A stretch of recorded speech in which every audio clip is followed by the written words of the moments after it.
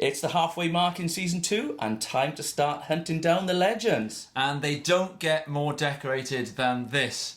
Linda Sharp is one of the most important figures in these islands' surfing history. From humble beginnings in Port Talbot through to a surfing life that spanned the globe, welcome to part 1 of a special double bill to celebrate one of Wales's all-time greats.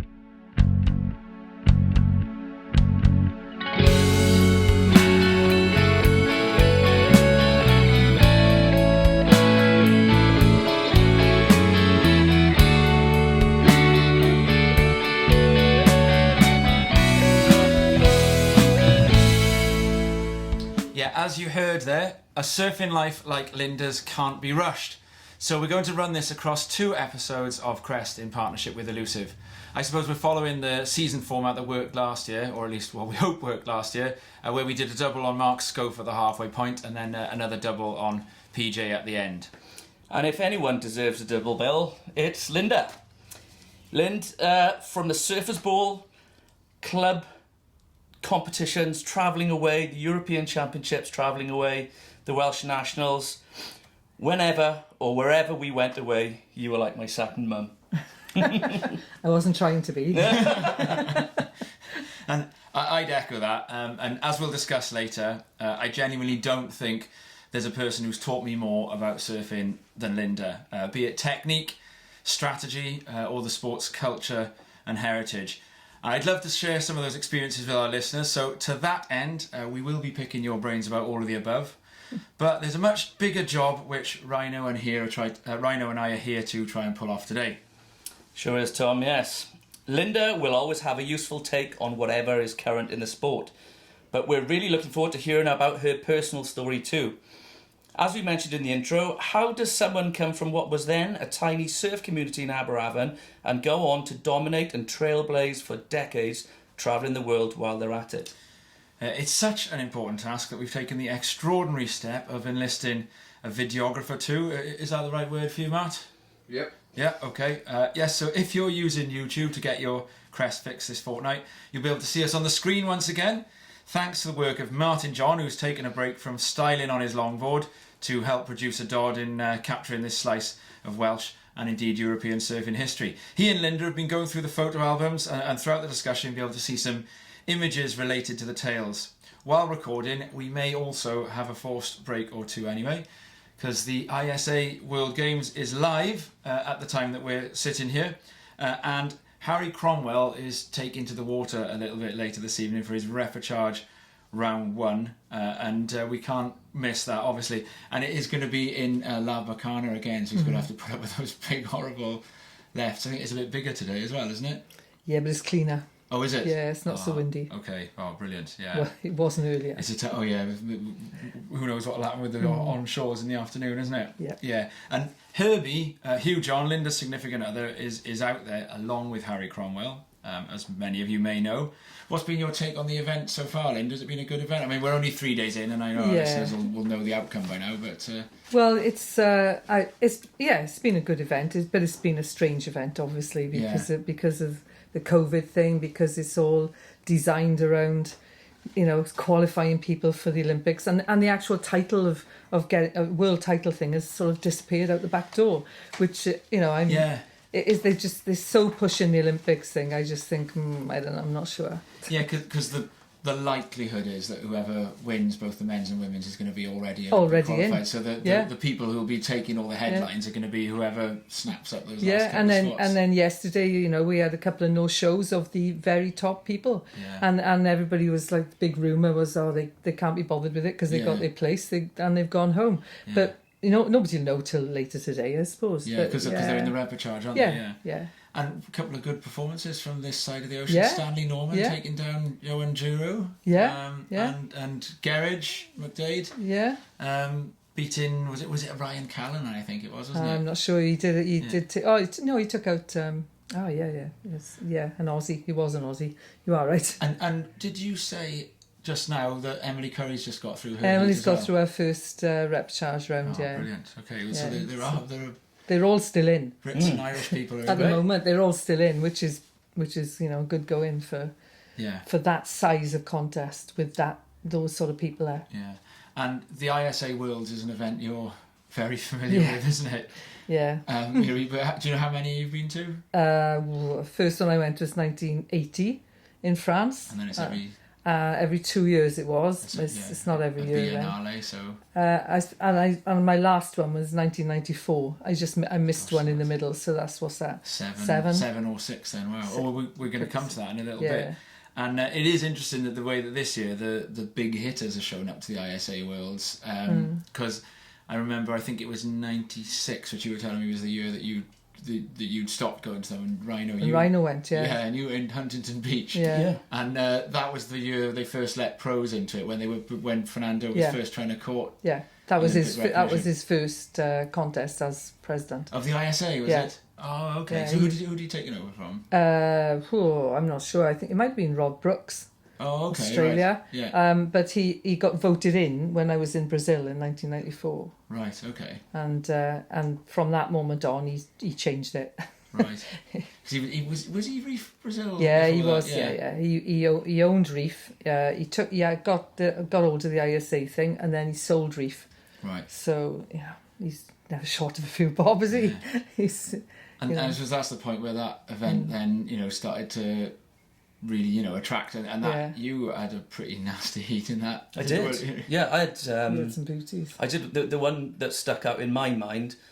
And again, I think I went into it really hoping to do well, but realistically, I mean, I had Shane Beshan, Munga Barry, and then the Frenchman Boris Letexia. Oh yeah. And I remember paddling out in Huntington Beach, in between the pier there. The rip went out underneath the pier, and they hadn't caught a wave. And then I think I had a reasonable wave, and I think I was leading for about 7 or 8 minutes. I was like, yes. And then, of course, next thing that happened, I think Shane Beshan went past me, did a huge air. Yeah, it was the beginning of the airs and as I think it was, yeah. And I think from then on in, that was my dream over. But it was fun nonetheless, and it was something to talk about down the line. Because that lined up with when they allowed professionals in the Olympics. It was just after so that was why surfing had to match. Yeah, not had to match, but it was one of the things they did. Yeah, that they said, why are we excluding the top surfers in the world from this event? Yeah. It was Fernando's idea to up the event, if you like. Because you don't really call it the World Amateurs anymore. No, they don't. It's the year of the ISA. It's the World Surfing Games now, they call it, because it's just got a massive entry, isn't it? It's just huge. And originally it was the World Contest, they called it to start with, wasn't it? In the sort of 60s. And then called it the World Championships. Yeah. Yeah, World Championships. Have you ever come across any really big names in one of those events in your time going to them then? Yeah, there were. I'm trying to think now. Well, there's lots who went on to become, professionals. Alyssa Schwartzstein won the first one that I went to, right, okay. And Mark Scott. Not that he carried on. He didn't. He only carried on for a short time. And then you go through them. There's always a few there that went on to become pros for a while. And Kelly Slater. Oh, Kelly, yeah, he turned up for the first time in Newquay. Newquay. Yeah, in '86. He was tiny.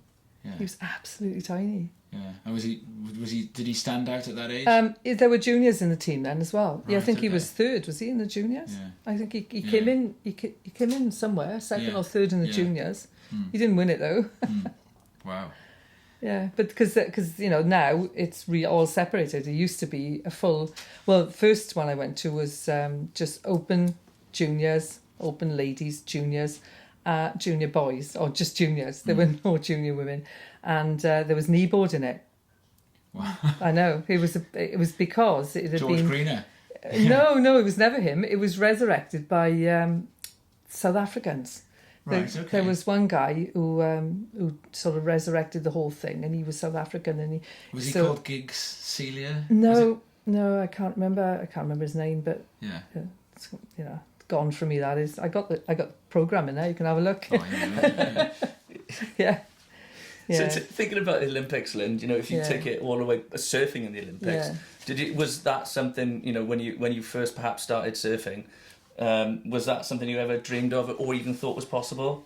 It was talked about quite a lot in the 90s, in the sort of middle 90s, because the Olympics was still not the late 80s, because the Olympics was still amateur. Right. So it was always going to be, if they hold it somewhere. In fact, when we went to California in '84, and we had the World Contest out there, they wanted it to be what's called a thingy event, a demonstration Like event. a trial type thing. Because the Olympics was there at the same time Right. in Los Yes, Angeles. Yeah. And it was literally at the same time. And they, they tried to get it to be a demonstration sport, but they failed to get it to be a demonstration sport because there weren't enough countries in the world who surfed, who were part of the surfing organisation. Right, okay, yeah. So as soon as Fernando got in, that was his drive, to get as many countries involved as he possibly can, so that he had the right number to be accepted by the IOC. Right. And Yeah, that's there's Afghanistan, Oh, and Ukraine. Crazy. And, Well, there's Wales, Scotland, Ireland, and Jersey. Yeah. He was more than happy to see us join. Not that we're ever going to have IOC status, but then neither's Tahiti got IOC status nor Hawaii. Yeah. So it's the thing. I know you're going to ask me next. Do I think it's a good thing for surfing? I don't think it's a good thing for surfing. Right. Because I think it just makes surfing joins the other circus events, doesn't it? Yeah. And I think that's what it's done, and it's been doing it for quite a while. Yeah. It's been joining the circus event because it's all television orientated. It's all filmed and put out there, and so it will, and it has done. I think lost its full on grassroots. It's the ISA one is still available to anybody who wants to surf for their country. As you can see, they've all swapped countries to be there. So. but then the actual Olympic thing is the top end of the circus, like the WSL is. Yeah. It is just a circus. Yeah. It's self-perpetuating the WSL as well. Really hard to get on it, isn't it? You can't get on with an invitation. No. No matter how good you are, you've got to go through the ranks. So... We've had a debate over some of our episodes last year about this idea of I think it was a Joel Tudor comment. Surfing is not a jock sport. This kind of idea of the jocks versus the purists. Do you see surfing as sort of having some kind of identity unique to? Because I suppose there are so many people who surf and they're not sports people. Oh yeah, and I do understand that, and I come from a sport background because I went to college and learned to be a PE teacher, so I did every sport you can think of. So I find I can compare it. I don't know. No, I don't suppose it isn't a jock sport. It can't be, because every time you go in the water, you're not competing against the other people who are in there. No. You're actually trying to get the best waves, which has nothing to do with competing against the people. So it isn't really a competition. It's just a demo of what you can do in 20 minutes. Yeah. And a dance. It is. It's a dance. Yeah. And it's a random one as well. Yeah. Because you never know what it's all going to throw at you. Yeah. I mean, that's really been shown this time. We've only gone through 3 rounds, and there's loads of people up and down the ladder. Yeah, especially at this La Bocana. Well, look at Luke Dillon was like less than 0.5 away from beating Italo Ferreira, who was the last time winner. Yeah. And it was only because Luke took 2 big waves and did big solid manoeuvres on them, and Italo surfed on the inside. Yeah. And so he made the wrong choice, but it was close. But you've been that would have been a good end. Yeah, it must be. You've been to an ISA Worlds there as well, Linda. You into the in Japan, was it? Japan, Miyazaki, where they were last time. Yeah, and I can remember that because that was Miyazaki. It was lovely. That was. Miyazaki, that's where the Ocean Dome used to be, the indoor wave pool as well. Not when I was there. It went bankrupt. Yeah. That's right too. Oh, it's a huge sports complex there. That's right. Yeah, it's massive. That could have been. That probably is the same one, isn't it? Yeah, I think it is. I think it could be. Yeah, I've been to Miyazaki. It was like a little river mouth. I don't know if that's there's an island. There's an island at one end of it with a walkout and a big red. A red thing, temple thing. And what year was that? 1990. Right. Oh, that was that. Yeah. Because I can remember Herbie went. Herbie went there? Yeah, I can remember. Yeah, he was the manager. He managed the team on that one. Oh no, yeah, he did. He managed the team on that one. Oh, it was hilarious. That one was. Was it? Yeah, we went on Aeroflot. And there was chickens and goats on there as well. Well, some part of the way, yeah. No, it was just amazing. It was like half the price of going with anybody else because it was so far. But Mike Cunningham arranged it for us. And at the time, Mike Cunningham was the secretary for the ISA. Right. Okay. He was actually running it. Wow. And he got us all out there. Us and the Irish, we all travelled together. It was a scream. We met them in Moscow, and we had to sort of hang around the airport all night before we had our next flight out. Yeah. And there was then nothing whatsoever to do. Nothing. It's just dark. Really? Yeah. And you could drink, I suppose. No, well, yeah, you could drink vodka. Yeah. There's not much else. Yeah. Yeah, we weren't allowed. Not on the way out. Right, yeah. But yeah. What sort of size field was it then that year you competed in Miyazaki? Oh, now you got me. That was the one of the last ones where we did 2 contests. Right. There was one contest at Miyazaki, and then there was another contest at what's it called? It was Niijima, an island off Tokyo. Oh yeah. And we went out on a ferry to it. Yeah. The whole contest got on a ferry. You can imagine if that had gone down. That would have been funny. Yeah. The whole contest got on. We all got flown up from Miyazaki to Tokyo, taken to the ferry, put on the ferry, taken out to Niijima, and at the end of the contest there, and it was like by the end of the contest, it was a graveyard for boards. Really? It snapped. Just about half the boards that arrived on the island got snapped on the island. Yeah. It was so heavy. It's a dumping beach break. It's not a beach break. Yeah. It looks like white sand. Yeah. It's solid rock. Is it? Yeah. It's the strangest thing.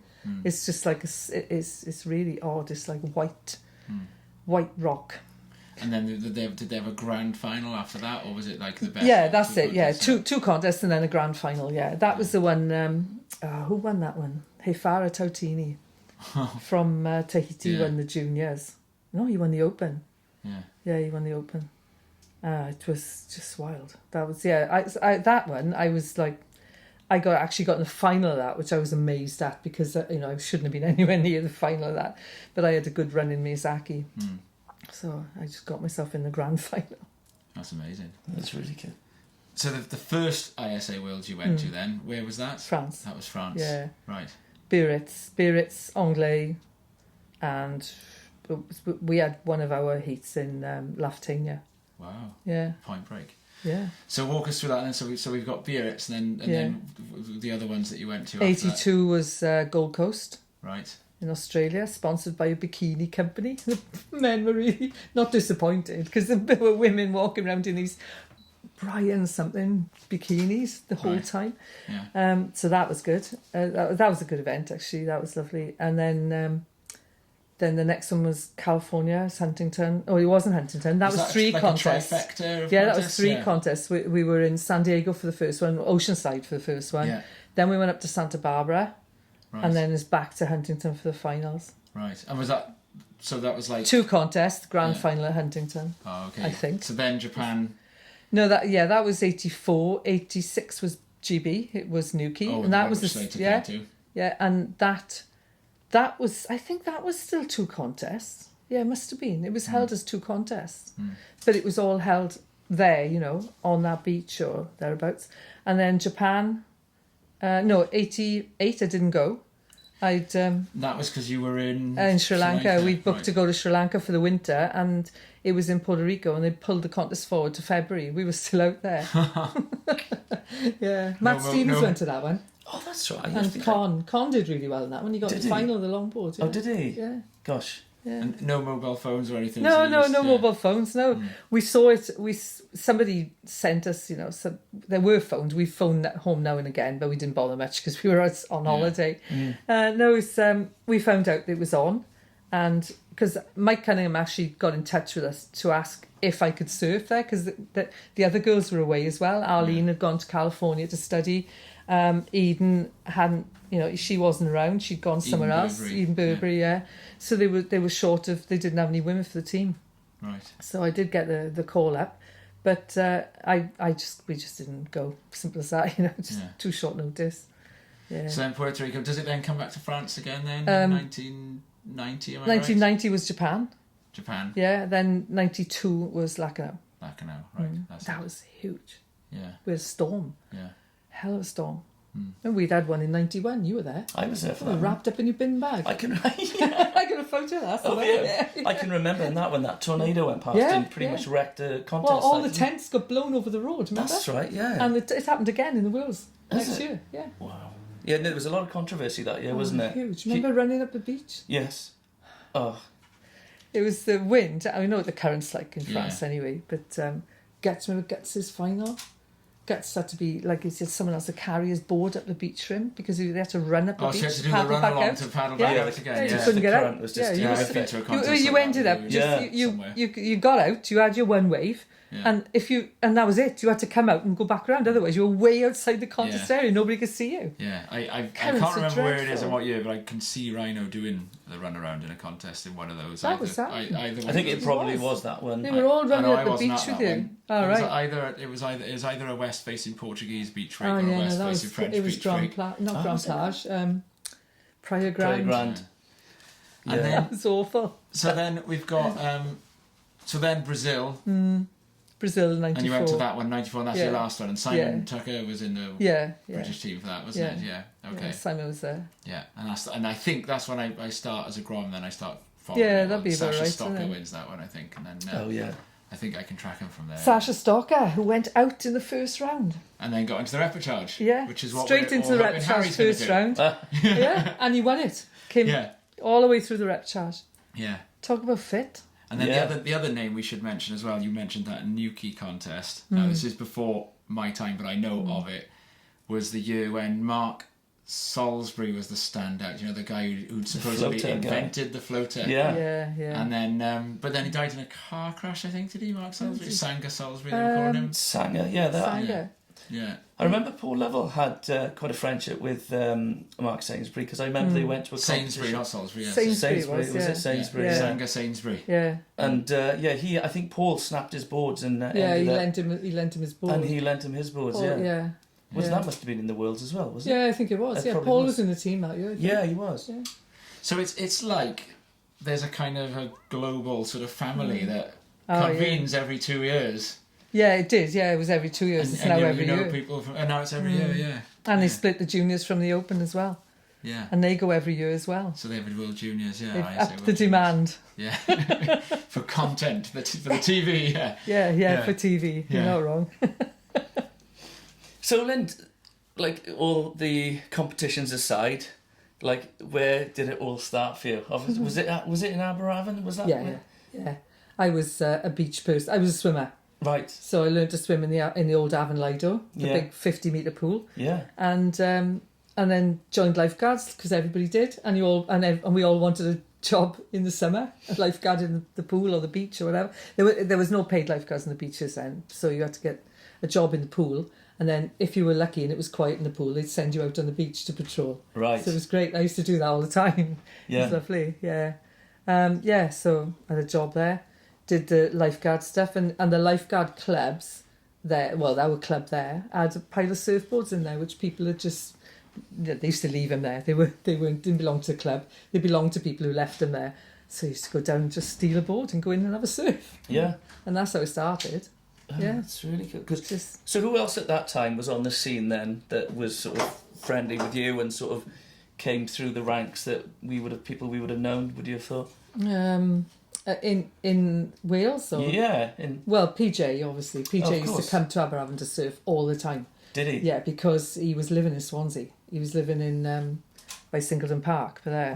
Right. And so it was a shorter journey for him to come to Aberavon than it was to go to Probably Llangennith. quicker. Yeah. And more rewarding because he's a goofy foot same as me. Yeah. So yeah, he was always at Aberavon. The husband brothers, did you know them? Do you know Zippo? Zippo we used to call him.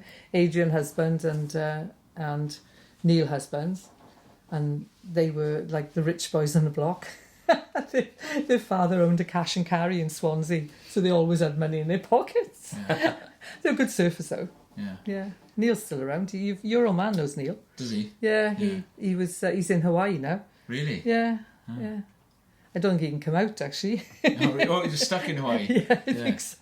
Oh, yeah. Yeah. Same for my dad. Yeah, he's stuck in California. He's not yeah. complaining. No, I'm Yeah. sure. And your dad, there we are. There was another one. Is that time? I'm trying to think of there weren't any other women particularly. You know, there were no other women who used to do competitions. Yeah. Unless the contest turned up at their beach. Did you used to get treated differently by them, or By the blokes? Yeah. Nah. No. I was, you know, one of the boys. Yeah. Because in Aberavon, if you're not one of the boys, you don't get any waves. Nothing changes. The point's the same. Yeah.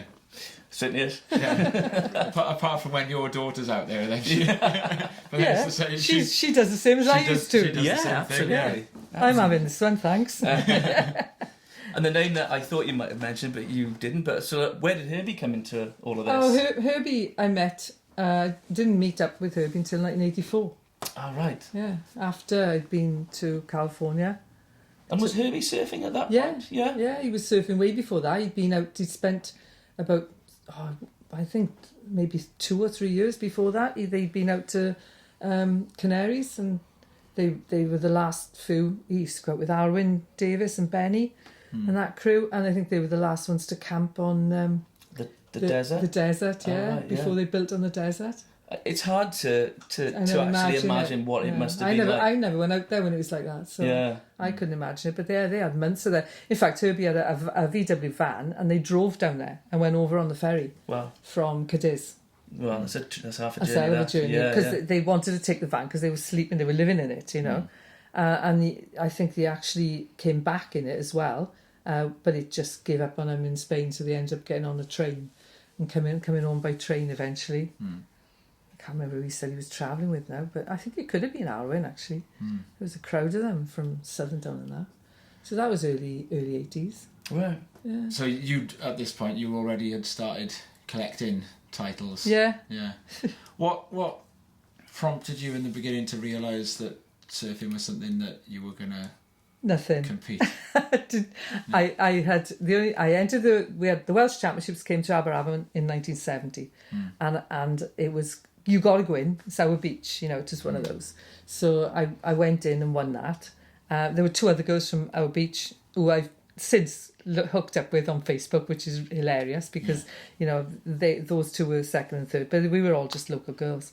And then I went off to college for 3 years. Right. So that was 71, 72, 73 and 74.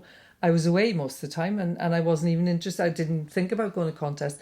And actually, at the time, the competitions, just about that time, were run by the Surf Lifesaving Association. Right. The British Surfing had formed, but wasn't always running the British Championships. Right. It was a weird one. And then I finished college, came back, and I still wasn't, you know, I went to the Welsh that year. 75 was my first Welsh. And I was the only girl there. I was the only girl entered. So I went in the men's. So I got into the semi-finals. Yeah. And they said, you can't go in there because we're choosing the team for the Europeans. Op-it, we'll give you the ladies' title. Instead, because they wanted you out of the way so they could still yeah. So, and there were 6-man heats, that was. Yeah. So that was the first of how many Welsh titles? 19, but, you know, at least 4 were default because there were no other women there. Wow. Yeah. 19. I always went in the water, right. But the men would always go, get out here, we don't want you there. Emily Williams wasn't sure, but I think she's going to be a bit disappointed when she learns how far I did ask her, I said, do you have any Linda Scott, Emily? And she said something like, I'm not sure, but I'm trying. Yeah. So, Lynn, you were part of the those early Welsh Championships down in Freshwater West. There was a particular character down there called Denzel Smith, who you talk quite fondly of. Tell us a little bit about him. He was amazing. He was part of the beginning of the WSF. He was always on the beach. He was the eternal beach marshal. But he was a brilliant organiser. He used to organise everything. He was the one who sourced the vests, you know, to wear in the water and everything. He was great. Gower Lifeguard Surf Club he was, same as PJ. PJ used to work for him. What did he? Yeah, he was a stonemason. He employed PJ to cart everything round and drive the vans and put the gravestones in the graveyard and dig the grave. Yeah, PJ used to dig graves. Yeah. Yeah, that was his first job, I think, PJ. Digging graves for Denzel. Yeah, He was a real character, and he did it for years and years and years. He was always reliable, always on the beach. You know, him and his wife. She used to tally all the scores up. And these were the guys who kind of founded the WSF. Yeah, WSF. I think it started. It was either 71 or 72. I think Ronnie Williams was the first secretary. You know, Right. Ronnie. Yeah. Remember Ronnie? Now of Burley Heads. Yeah, Burley Heads fame. Yeah. Burley Heads and Bitcoin. Right. Yes, He's I a know. Bitcoin man. He's into his Bitcoin. He's always, yeah. He's there on Instagram to be found. Ron Milk. Ron Milk. Yeah, but his first job was a milkman. I always wondered why it was that. He's from Cardiff. Right. Yeah, and I think he probably had a couple of spells in Cardiff prison along the way as well. Ronnie was a right nutter. Yeah. He was hilarious. He was, you know, when they put the road in to go down to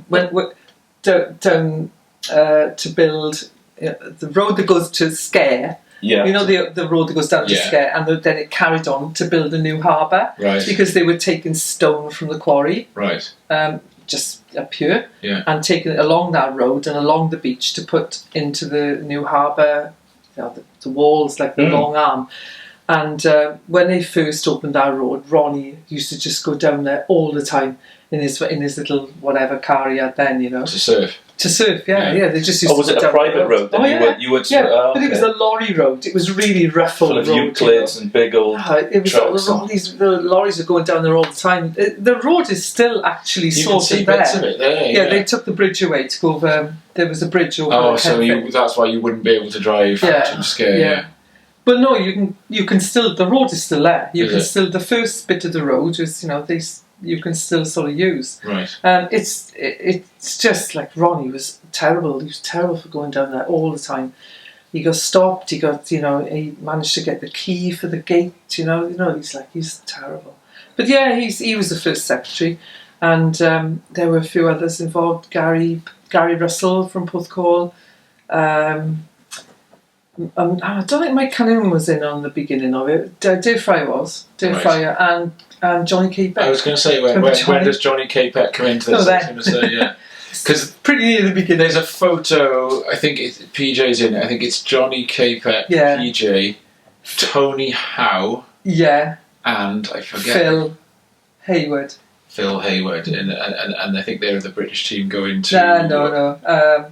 I'm not sure if they were in the British team. No. Or it might be a Welsh team. But there's a classic photo. Yeah, it is classic. Four of them standing there looking all exactly the same. Yeah, I got that somewhere. Yeah, no, Phil Hayward's out in Australia. Mm. Johnny's all right, as far as I know. He's had a couple of episodes, but he spent a long time then in the thick of the WSF. Johnny did, yeah, all the time. Yeah, and the big trip was to go down to Fresh for the Welsh. Yeah, everyone stayed, you know, randomly stayed in Pembroke. Yeah, and we used to just rave it up in Pembroke for the weekend. Yeah. It's like, and everyone used to camp down there because it wasn't National Trust or parks or anything then. Right. You just used to go down and camp in the dunes and you know, carry on from there. And we're jumping around our timeline a little bit. You're into your entry to the sort of WSF team is early 80s. Yeah, Mike Cunningham ran the WSF as the secretary after Ronnie. Ronnie decided to skip. I'm trying to think when now. I don't know. But Ronnie stopped being secretary. Mike Cunningham took it on, and he took it on for a while. But then he became British administrator, and that was late 80, 81. Right. So yeah, it was 1980 actually, and then Robin Bramall, he was secretary of the Welsh for a year. Mm-hmm. And he had all the records going back from there, back to, you know, the late 60s. And he had a shop in Swansea, didn't he? Remember do you remember the first shop he had? The wave graffiti shop? No. That came later. No, he had a little shack. Do you know where all this fuss is about the skate park now? But in Swansea by Black Mill. Oh, yeah. Black Pill, is it? Black Pill. Yeah. Opposite that, there was a little, like, not a trading estate. Yeah, it was what's the name of the pub? The Woodmans? Was it the West by West? No, it's the Woodmans. Oh. It's like there used to be a little at Blackpill there used to be a little hall where everyone showed films. Well, Rob's dad did. Right. You know, Bob. Yeah. He used to show his films in there, Bob Blythe. And so there was a little community there, the pub, the little village hall, and then they built some like not industrial, but like shopping type units in the car park of the pub, basically. And he had one of those, and it burned down, and all the records he had of the WSF went with it. So there's a big gap in those records. Wow. So unless somebody from a club has got some, then that's it. You know, then that's it. Send out an appeal now. I've done it. Right. I've done it ages ago because Ronnie would be the one. Ronnie was still around then. And he was part of Welsh Coast, so he would have had some of the stuff. So, but of course, it was all done by letter. Oh yeah. There was nothing digital, nothing you could keep. It was photos, letters, and newspaper cuttings, and they've all gone. And then Robin came up to Scotland with us in '81 for the Europeans, and then he stopped. He gave up. So basically on the way back from Scotland, he said, "Oh, I'm not doing this anymore." Because I've lost the shop and everything. I need to concentrate on my living. So and all the boys said, "Oh, you can do it, Linda." I said, "Oh, all right then." There was by then I was a qualified teacher and working and responsible and all that. So 1981, yeah. So I can make a great jump across the timeline here then very neatly. That means, Linda, that you've been a stalwart of the WSF for 40 years. I know, how scary is that? How scary is that? I did try to duck out when I had Angharad. But, he was still involved. Yeah. We still had the shop. Yeah. No chance. It's like a boomerang. Yeah, I was like the person at home taking the phone calls and still making the arrangements for everyone to travel. Yes. Like you said. Yeah. Yeah, because who didn't do that? He just did the travel bit. Yeah. Yeah, he dealt with the people. I was quite happy to leave the people go. And throw the time out the window. I just want to jump around while you're mentioning Herbie, huge on there again. I do want to publicly name and shame him here on Crest because a little known fact about him: he was at one point, wasn't he, British kneeboard champion? I don't think it was British. Oh, was it? No. European. No, he came 5th in the European. Did he? It was in Portugal. The first time we went to Portugal in Aveiro. Right. Dick was there as a kneeboarder, Dick Emery, and he busted his finger. He broke his finger, and there was only one kneeboard in the team then. So Dick couldn't surf, and we all went, "Oh, Dick, you've only broken your finger." You need that for a kneeboard. Yeah. But no, he couldn't do it. Couldn't possibly do it. So Keith Storer, who was there as a judge, Anthony Storer's father, who was there as a judge, and who was there as the manager, surfed off on kneeboards. Yeah, but they only had one kneeboard between them, so they took turns in going in, and all our judges. Then that was like, it wasn't Keith obviously then, but there was all stood on the beach voting who was going to win and who wasn't. And I think before they even went in the water, they all went, "Herbie's doing it." So he did. Brilliant. So he did it, and he came 5th. It was quite funny. So he's a decorated below then. Yeah. I think he's won. I think he might have won the kneeboard in the Welsh one year when nobody else turned up, and he went in for the club. Hey, it counts. That sort of thing. That all counts. I'm pretty sure he never won the British show. Right. No, I'm very sure he never won the British. And amidst all of your contributions to the administration of Welsh surfing, you've got a pedigree in swimming as well, and swimming coaching, and you're talking about coming from the swimming background. Can I just ask about that as well? Yeah, well, I had a young swimming background because I had Welsh titles when I was young, age group titles, and so we add them to the 19 other titles, and we got you into the 20s then. Oh, Welsh titles. Oh yeah, and then before I went to California, I decided I wanted to get really fit. That was 1984. And I was working at the time over in University Swimming Pool in Swansea. Right. I was doing basic rubbish swimming pool job, but it also involved some part-time lecturing with the PGCE students who came in there. So it was like a crossover job, Yeah. But I had plenty of spare time. Yeah. So I used to swim then. I got back in the swimming pool, and one of the guys who was there at the time was an Olympic swimming coach. Right. He just started the Swansea, the full-on Swansea squad thing. and he said, "Oh, you can do this." And he said, "Right, you need an aim." So he said, "Enter the Masters, the Welsh Masters Championships." And I said, "I never even heard of that." He said, "Yeah, it goes up in age groups, 5-year blocks." Right. And is it the same as the Surfing Masters? No. This is much younger. That would be interesting. Yes, it starts at. I'm trying to think now. It starts at 30, I think. Yeah. No, it must start one before that. 25 to 30, because I was just 30 then. Wow. I was just 25 to 30, 30 to 35, and it goes right up to like 90 plus. You know, you can swim all your life and you can just enter this thing. So I said, "Yeah, okay, I'll do that." And I entered, and he said, "Oh, enter everything to make you train harder." Right. And the only thing I'm hopeless at is backstroke. I hate swimming backstroke. It's just one of the things I just don't like. So I entered the butterfly, the front crawl, the breaststroke, the IM, and the 400 metres. And I went off to Cardiff to do this, and I ended up with 6 titles. But Welsh titles. Welsh titles. So we have lost count. Yeah. I've lost count. We've lost count.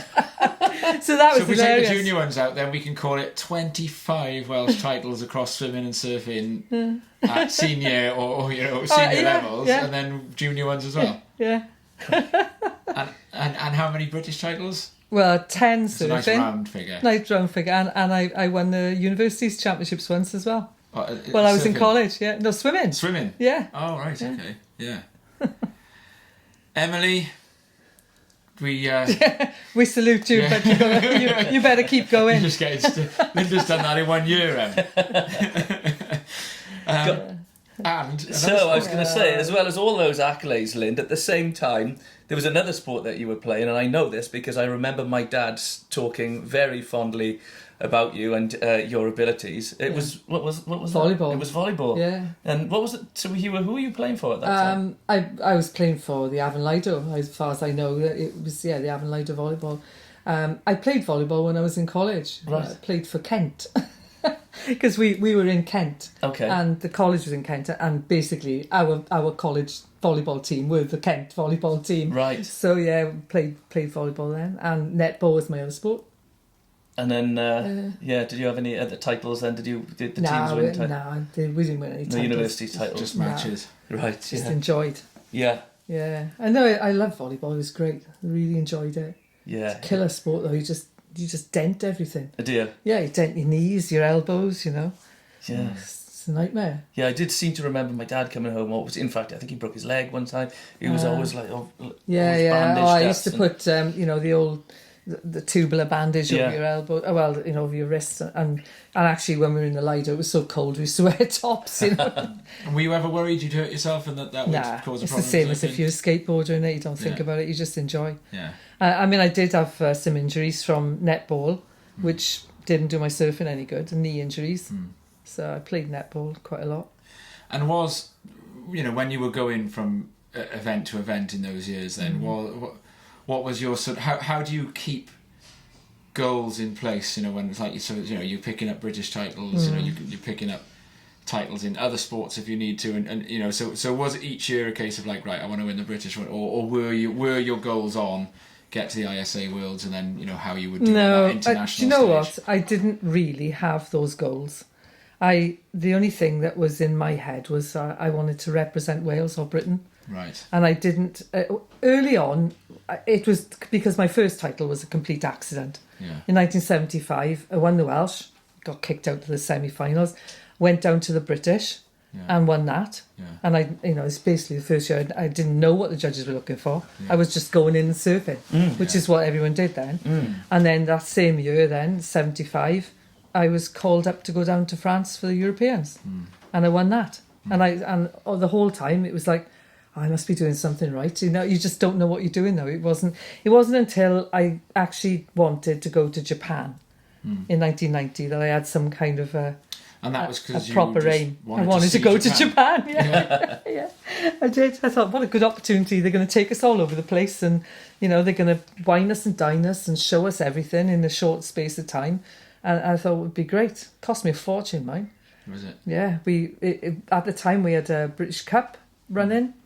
And there were 4 events: Jersey, England, Scotland and Wales. and you had to do 3 out of the 4. To qualify. Well, to get your points for it. Yeah. And there was the British Championships as well. So there were 5 contests that you needed, and your top 4 results were going to count. And so I travelled all over the country doing that. And then when it came to going to the Worlds, we had to put our hands in our pockets as well. Really? Yeah, of course. Yeah, it's always been the case. It's not, there's never been. So it was part funded. The Sports Council had funded. They did used to fund national teams to go to, like the Welsh Sports Council did when it was the Welsh Sports Council, and so did the British Sports Council for a while, UK Sport. They gave us like half of what we needed to get there. And at the time, the host nations had to put you up and pay for your food. Right. It was a hell of a commitment to be a host nation. Well, we did that in 86. Everyone was put up in Perranporth. That's right, yeah. In the caravan park in Perranporth. The whole contest was there. But that accommodation had to be paid for by the host nation, and all your food while you're there. And the transport back and forth to the beach. And the Japanese take hospitality. Oh, it was very seriously. amazing, absolutely incredible. I mean, it cost me about at least £1,000 travelling around the country to qualify, and then it was another grand to go out there. But then when you're there, all done. They even paid for the flight between Miyazaki to Tokyo, and out to the. It was amazing. Yeah. Fantastic. It's a lovely place. I would go back there tomorrow. Apart from the COVID. Yeah. Yeah, it's great.